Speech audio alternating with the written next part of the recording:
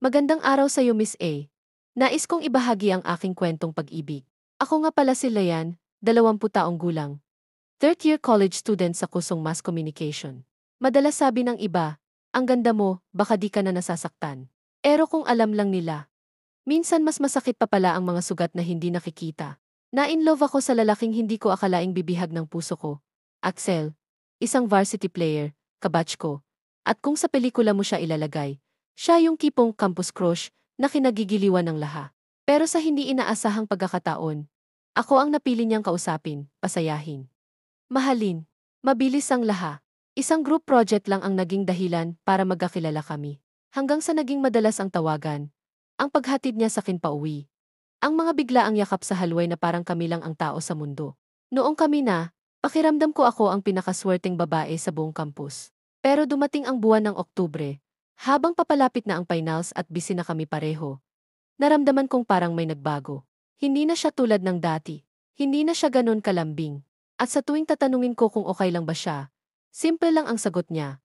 Wala to, pagod lang ako. Hanggang sa mismong araw ng birthday ko, naglano ako ng simpleng salu-salo. Excited akong makita siya. Pero hindi siya dumating. Ilang oras akong naghintay. Wala siyang text, wala siyang tawag. Kinabukasan, nagpunta ako sa campus. At doon ko siya nakita. Hawak ang kamay ng isa pang babae. Nung nagtama ang paningin namin, para akong binuhusan ng malamig na tubig. Umiwas siya. Wala siyang paliwanag. Wala siyang pag-amin. Pero sapat na ang nakita ko. Miss A, nasaktan ako. Lalo na't ako yung tipong kapag nagmahal, buo. Lahat ibinibigay. Wala akong itinira para sa sarili ko. At yun ang pagkakamali ko. Ngayon, pinipilit kong buuin muli ang sarili kong wasa. Ang dating ako na masayahin, unti-unting binabalik ko. Sa tulong ng pamilya, mga kaibigan, at pangarap kong maging isang mahusay na journalist balang araw, natututo akong mahalin ang sarili ko ulit.